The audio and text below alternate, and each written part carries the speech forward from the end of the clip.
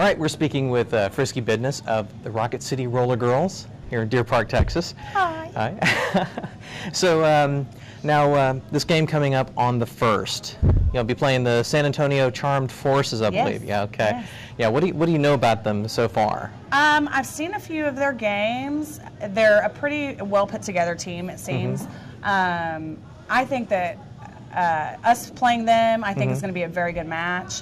Yeah. They have some strategy. You know, I can tell that their coaching is pretty good over there. Okay. So y'all had a chance to go out and, and see them in action. We helped out with some NSO stuff at Northside when they played them, and right away I was shaking their hand. I mean, we did a mashup with them in Corpus last year and met a few of them and skated with them, so we already knew they were pretty cool. And so this time we took the opportunity to say, hey, we want to play. Let's set something up.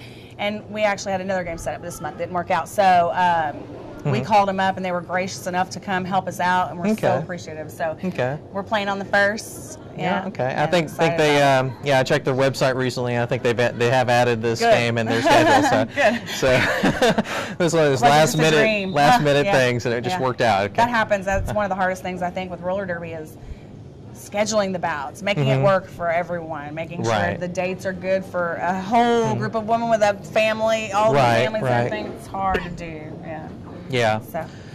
So now I think we were talking briefly before we got started today about what you were talking about, scrub starts. Yeah.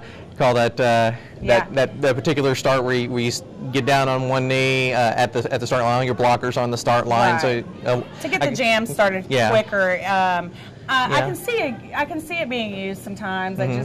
I'm annoyed with it personally. I would rather get the game started. I think it sucks for the fans because they're like, what are they doing? It kind of it feels a little more dangerous to me actually. Tripping over people, they don't get up in time.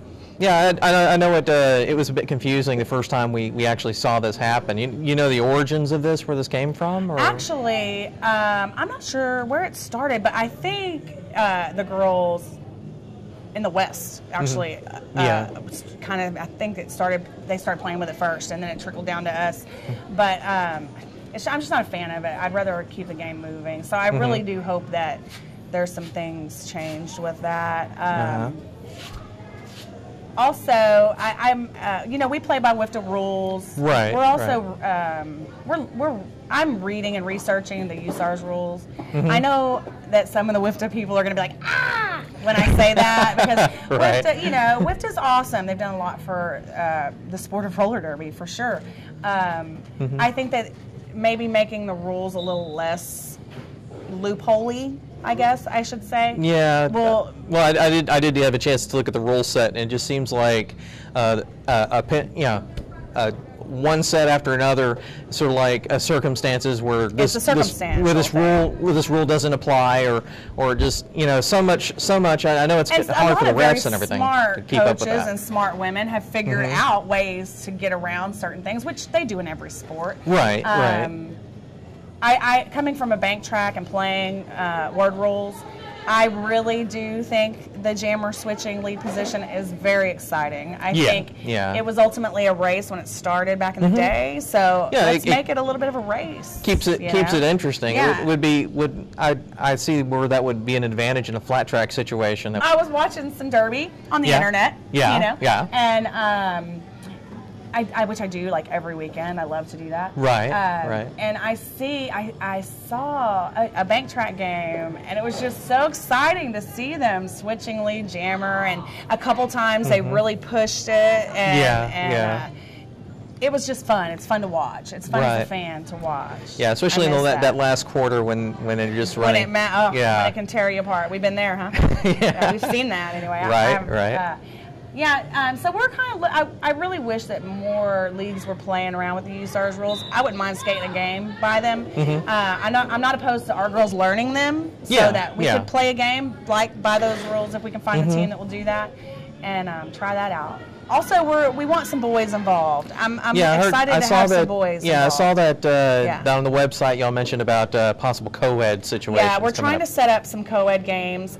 Not a whole lot, one or two. We are Rocket City Rollergirls. I should have probably thought ahead of the game when I planned that. Right? My husband's like, we're not going to be Rocket City Rollergirls. I'm not sure what the guys do all being dragged to, or wear hot shorts or something. Wear your little fishnets. Yeah. Yeah. So we're excited about that. Actually, we scrimmage a lot with some of our boys, and it's fun. It makes us better players. And when roller derby started, it was men and women, and have you noticed any? And I've noticed more of it. Well, as far as you playing that game sometimes, do you notice any difference between how the guys hit as opposed to the girls and stuff? Actually, they do have a more solid hit. Some of them can't skate as well as I can, and some of them skate better. And I guess it really depends on how skilled they are on their skates. But I did a scrimmage at a camp not too long ago where it was co-ed, and I was a little nervous because it was my first time to really do that outside of my own spot, you know.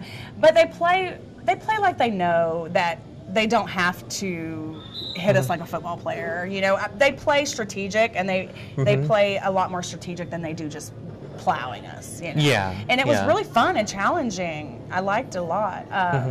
So we'll do a couple of those next year, I think, and maybe one before the season's over. We're working on that now. Okay. Yeah, that would be a definitely highlight. I think it'd be exciting. Yeah, I think it would. I really do. I think it'd pull in some other derby people want to check it out.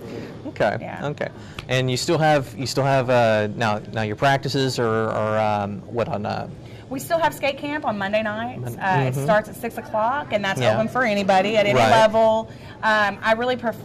We prefer them to know how to roller skate. I mean, you know. Yeah, come in. But we have had a couple wall huggers that we've turned into really good jammers. So if they have the ability and the attitude to learn, we have the want. Yeah, and from talking to a lot of roller girls all over the country, it's you just go out and do it. You know, it's not going to be overnight. No, you're not going to be able to overnight. Sure. I'm still learning stuff. Yeah. I mean, even last week. Yeah. And that's exciting to me, and that's one thing I do love about this sport for sure. And I see it growing every day, and it makes me really excited to be part of it. It really does. Yeah. Okay. Well, that game coming up it's going to be on the 1st of July. Yes. 1st of July. And we're doing a hometown heroes theme game. Okay. So if you're in the military or you're a police officer, even down to school teachers, not down to, up to school teachers, up to school teachers, you will get half off at the door. So it only costs you $6 to get in.